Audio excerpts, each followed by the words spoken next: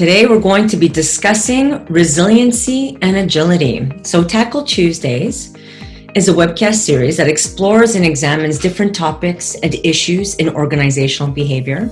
Some of the topics that we have discussed to date have been leadership and emotional intelligence. We've taken a look at and examined what organizational culture is and how to improve it. We've also taken a look at OH&S systems and practices and how to integrate them into emotional intelligence. So my name is Joanna Pagonis. I am your host for this webcast series. I'm also the owner of Sinogap Solutions, Leadership Consulting. We partner with organizations in developing employee engagement and leadership development strategies that contribute to a company's improved culture and its ability to continually grow and achieve its mission. So today, I want us to focus on what resiliency and agility is. And the reason being is because through the last few months, as we've been navigating through the pandemic, there's been a lot of articles and even webinars on the topic of resiliency and really focusing on the importance of being not only resilient as an individual or as a leader, but collectively as an organization, to be able to bounce back from adversity, to be innovative and successful even through a crisis. But what does it really mean, and what does it actually look like for an organization to be resilient and agile, and as an individual as well? And that's why today's webcast title is Leading with Resiliency and Agility. So today there are no guests, there's no virtual backdrop. It's just me in my office wanting to create a dialogue with my viewers, those of you who are joining live. And even if you're watching this as a recording, I still encourage you to partake in the activities, answer the questions that I'm going to be posing. And if you are watching us live, then get access to that group chat, because I'm going to be encouraging you to share your thoughts and experiences over the next 30 minutes. And so before we begin, I thought I wanted to share with you a personal experience that I've had through the pandemic to kind of set the tone and explain why I've decided to focus on this topic. So through the pandemic, I've had a consulting business for over a decade. It was really a part-time business as I was working full-time, pursuing my PhD and gaining experience in the field as a formal leader.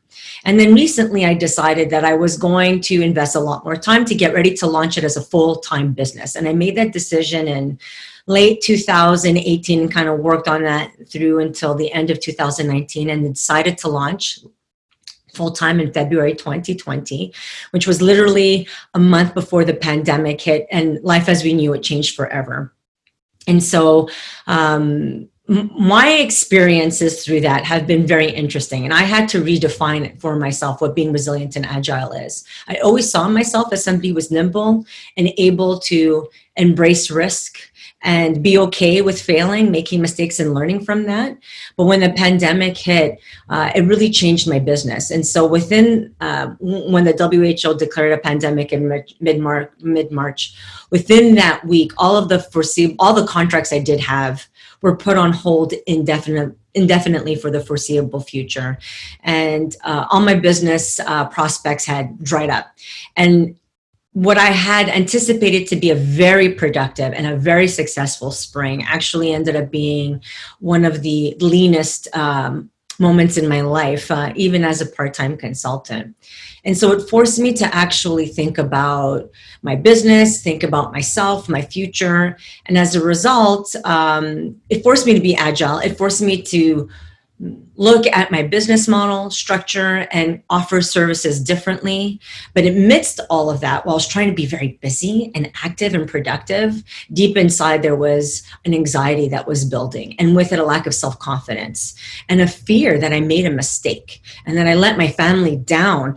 I mean, starting your own business and deciding to launch it full-time is a risk, and it's a risk to your family in terms of not always having that even flow of source of income coming in. And so I started to lose my confidence and wonder if I had actually made a big mistake in terms of my career choice. And I realized after a few weeks of that, I thought, okay, I need to do something differently. This isn't working. It's actually beginning to impede my ability to be successful because I started to kind of get in the way of my own success, really, my own purpose. And so I focused on my friends and family. I sought help and support. And through those conversations, I remembered what my purpose is and why I started my company to begin with, which is really to make a difference in people's lives by transforming one workplace at a time and teaching leaders how to lead with the heart, right? And when I was able to remind myself what that purpose and what I'm meant to do and why I decided to launch Syno Gap Solutions, I was able to recommit to myself. And what I ended up doing during that time was I partnered with other entrepreneurs and we designed services and programs to really support the business community during a time of need. And we started to give back, which felt good and kind of re-energized me. And so I realized through that time was I need to develop something and design something and offer it to people who may be very resilient, but during tough times, we tend to waver a little bit on that strength. And so I started to design a course, and I was actually offering it through virtual seminars and then decided to turn it into an online program. And as I'm getting ready to launch that online program, I thought I'd like to make this Tackle Tuesday devoted to that and share with you some tips and strategies that I've used personally through this time, that I've used throughout my whole life, but really especially put it to the test through the last 6 months.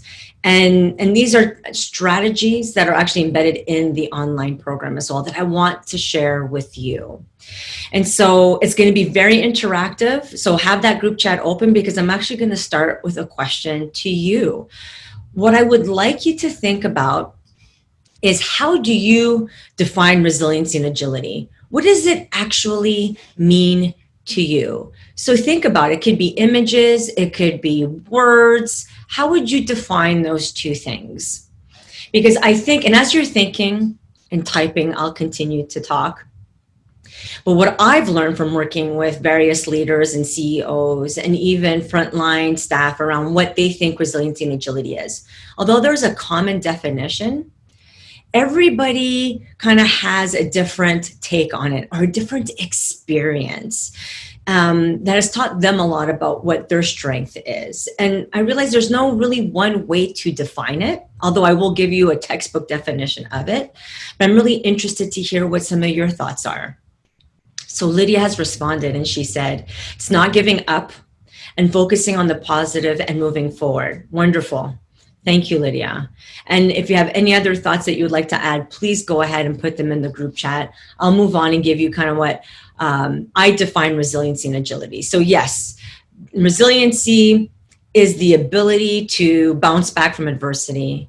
It's the ability to exert self-control in challenging or high-risk situations. And it also includes being able to manage disturbing emotions and impulses, referred to as triggers or emotional triggers, in order to be able to achieve personal objectives. And another term of this is self-management.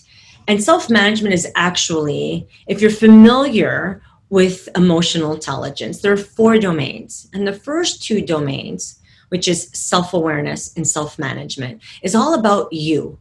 How aware you are of what your strengths are, what your limitations or areas of growth are, your biases, but what those emotional triggers are. And self-management is about being able to manage those and regulate those. It's also the ability to take initiative and, like Lydia said, move forward in spite of adversity. And as Paula said, it also includes, which Paula says, being adaptable to change. That's also about self-management and being flexible, as Lillian said. And being courageous. Yes, thank you, Lydia. And adaptability or agility for me is the ability to modify something about yourself. And that could be self-limiting thoughts, beliefs that you have about yourself that really restrict you from being innovative, from trying to do something different because you've never done it before. Agility means you're able to do that in spite of fear, which we all have. We know that there's a risk that we may fail, but we embrace that because ultimately we know we can learn from that and improve our performance. And one of my research participants said this, and I quoted this in my book as well. And this is what he said, and I loved it. You have to be willing to accept you don't know everything. Rely on the people that know more than you. And you have to be open. You have to be willing to change and accept change. You have to be what you want everyone else to be, whether you want to be on that day or not. And one of the things that I say to a lot of leaders that I'm developing or supporting or coaching is when you've decided to take on or step up to the plate to be a formal leader, be responsible for the organization's success and individual team member success as well.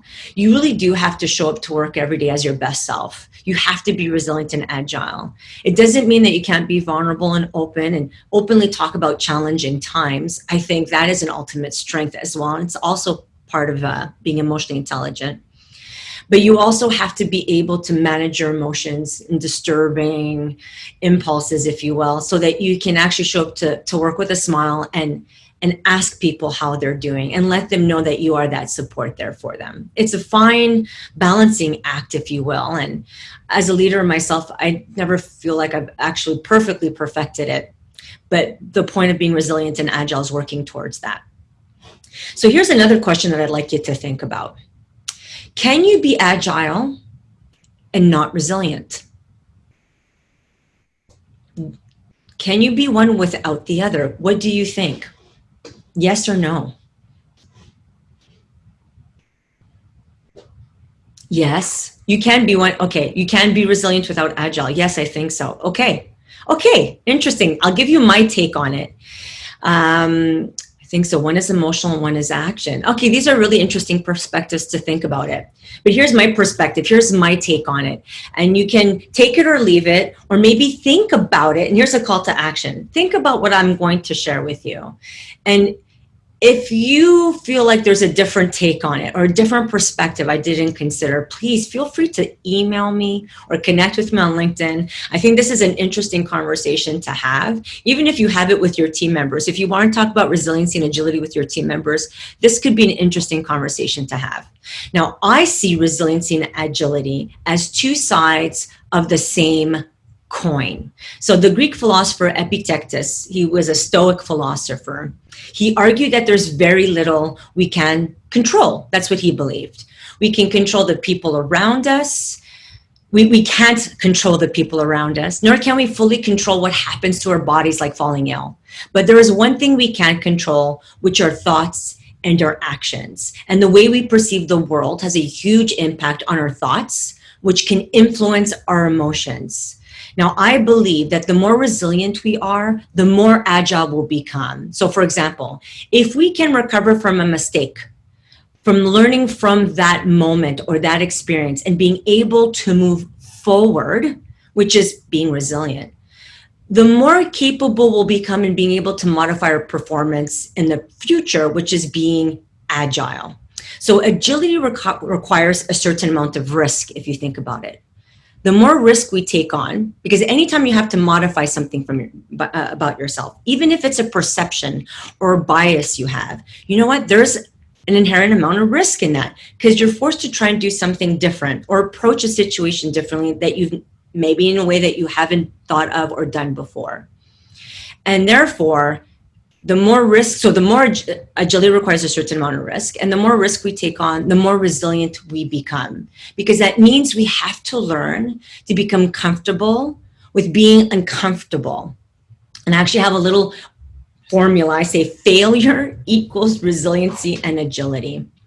And what I mean by that is, every time I design something new, every time I do something new, like even Tackle Tuesdays for me was an effort to give back to my community, give a forum for other entrepreneurs to share what they're doing with the community and to showcase the awesome work that they do. But even as I was designing and developing and even launching Tackle Tuesdays, it was something that I hadn't really done before. I was nervous, and there was a certain amount of risk. And as I launched Tackle Tuesdays, or actually for that matter, anything that I do, I always ask for feedback. And every time I get feedback, it's almost like little micro mistakes I make, right? The feedback is, this is good, but you can improve this, or improve this, or improve that. It's almost like little micro mistakes that I'm making along the way that I then improve, so that when I do offer it again, it's even better. So I have to be able to ask for feedback and embrace little micro mistakes that I'm making to ultimately offer a service that will truly have a positive impact on others, if that makes sense for people. Right. Thank you, Paula. Yeah, I love it. If you never fail, you won't win or learn. Exactly. So remember that part of being able to manage your emotions is being able to take accountability also for your decisions and actions. And accountability is absolutely a two-way street. So if you're not willing to accept accountability and responsibility for your own actions, what does that actually say for others? And although it's not easy to admitting mistakes, like, asking for feedback and even hearing something like, you did this part of Tackle Tuesday great, or this course you designed was awesome, but there are all of these other things that you can do to improve. It's not always easy to hear that feedback. But if you don't receive feedback, you won't learn how to improve your performance. And you have to be able to work through the feelings of shame or guilt that come from being able to admit to a mistake. So embracing little mistakes, I think, is an awesome way to ultimately experience huge success in any endeavor that you pursue. Now, which leads me to, well, the more resilient and agile you are, the more risk you embrace. It produces, or it presents a certain amount of stress that you experience, right? So we have to, in order to be resilient and agile, we have to be able to work through our stressors, right? We have to be able to identify what's stressing us and be able to work through that.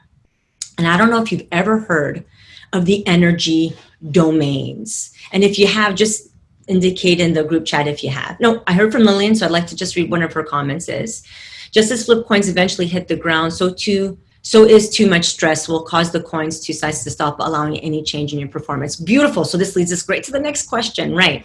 So have you ever heard of the 4 energy domains? And so they are body, mind, emotion, and behavioral. I've also heard spiritual to replace emotion. So these are the 4 energy domains that I talk about in my online course. And the way that I have learned to manage my stress, and the more capable I am of managing my stress, the more resilient I become. And therefore, the more willing I am to take risks and try something new, which is all about being agile.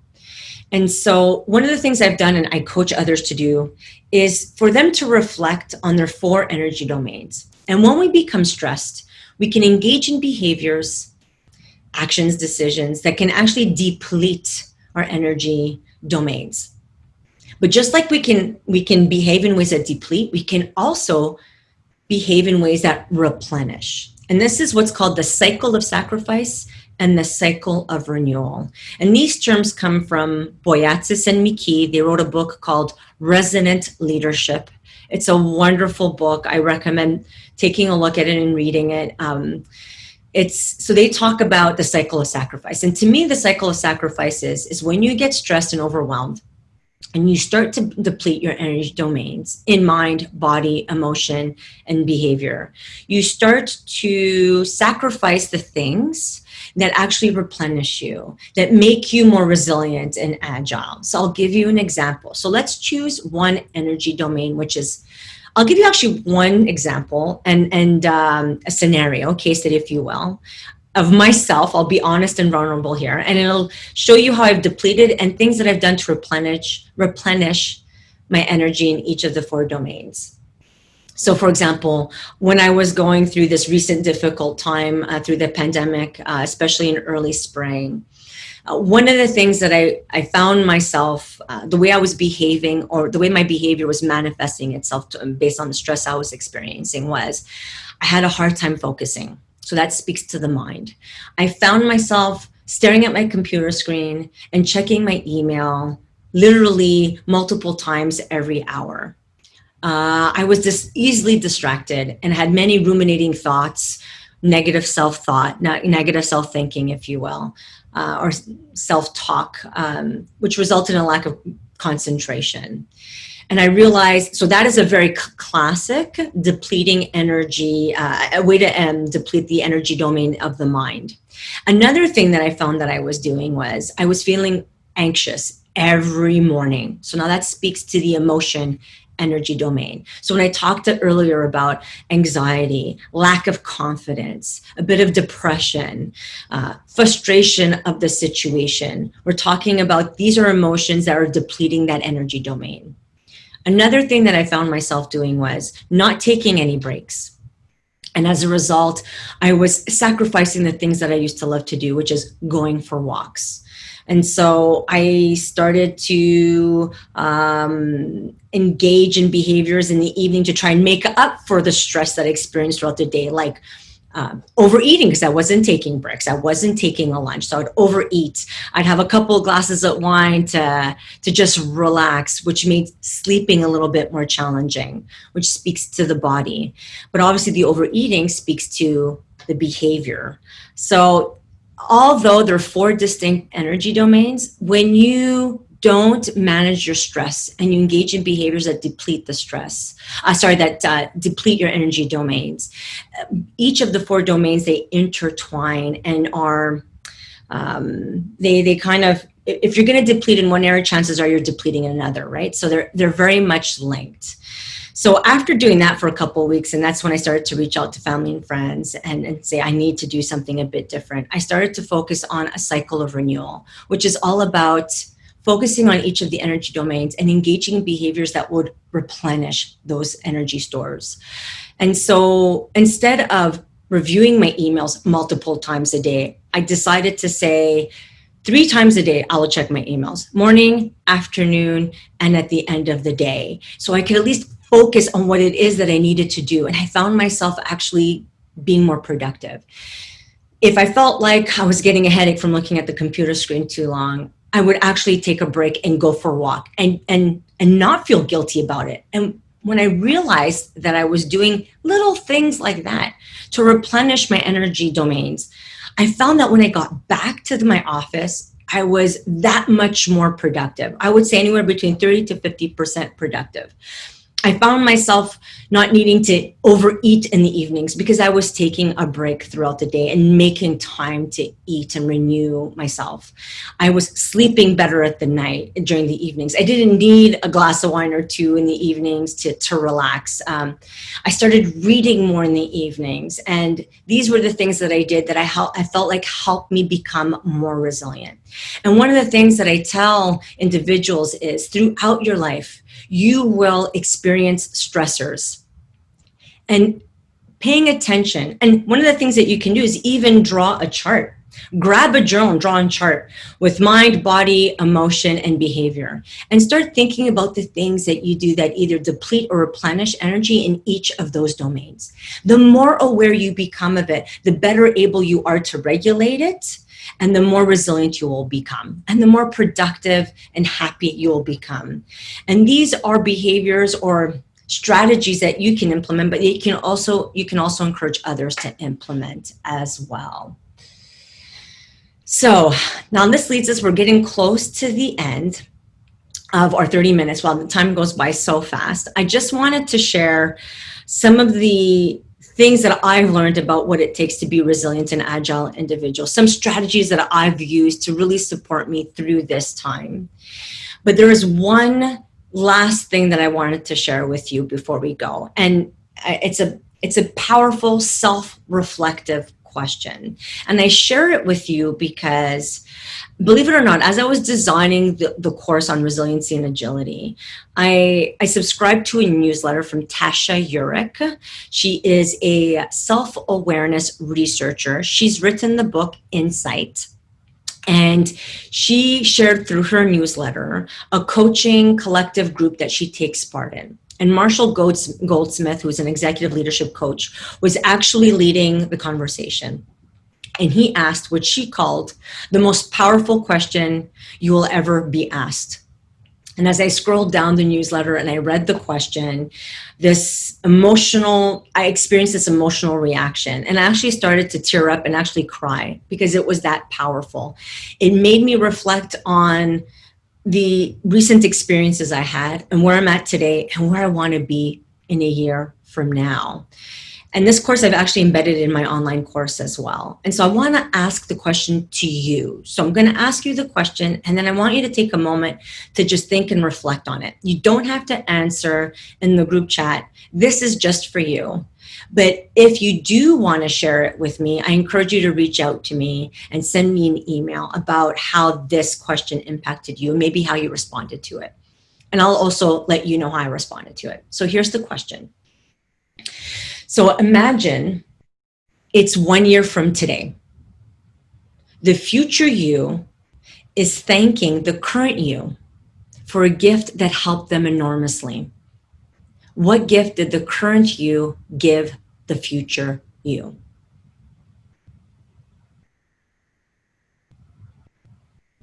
So think about that for a moment.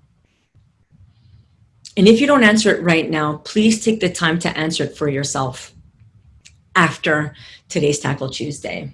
Thank you, Lydia. Now, the way I answered that and why I think I got emotional was I answered in this simple way. The future you thanked the current, what did I do? What did the current me do that really benefited the future me? And it was this one simple thing. It was, I kept moving forward. And I'm going to scroll all the way back to the comments early on when I said, how do you define resiliency and agility? And we have not giving up, focusing on the positive and moving forward and being able to adapt to change.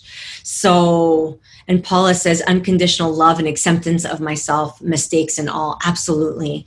And I know we say this and it rolls off the tongue, but it is hard to do. It's a practice. We will never be perfect at it, but that's what makes us wonderful human beings, is that we continually learn from our experiences and grow and evolve. And you know what Tasha said in the newsletter? She said the same thing. She kept moving forward because in that newsletter, she talked about how the pandemic has adversely impacted her business as well. And this is somebody I admire, I follow.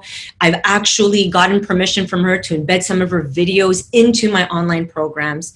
And to hear from her that she was struggling too, as I was validating in many ways, because I realized in spite of the challenges, we can come together, we can support each other, and we can believe in ourselves and keep moving forward. So as we draw near to the end of our Tackle Tuesday, one of the things I'd like to encourage you to do is, if you think somebody can benefit from this little short webinar today or webcast, please share the recording with them. If you have a wonderful story that you would like to share, reach out to me or share it with others to inspire them. I inherently believe that everybody has limitless potential, but we need not only to believe in ourselves, but we need support from others to be able to keep moving forward. And so although resiliency and agility is very much of a self-driven thing, we can't be truly resilient and agile unless we have support from those that we love and that we respect. And like my participants said, we have to be willing to accept that we don't know everything and to reach out to people who know more than us and get support when we need it. If you're interested in learning more about being resilient and agile, and if you know somebody who may benefit from it, so not only to share the recording with them, but I'm going to share the link of the online course in the group chat. You can also go to my website and on the tab, click on online programs, and you'll see some of the online courses that I have there as well. If you have any questions, let me know. I'll also be promoting the online course through LinkedIn as well. But if you're interested, please click on that link, reach out to me if you have any questions.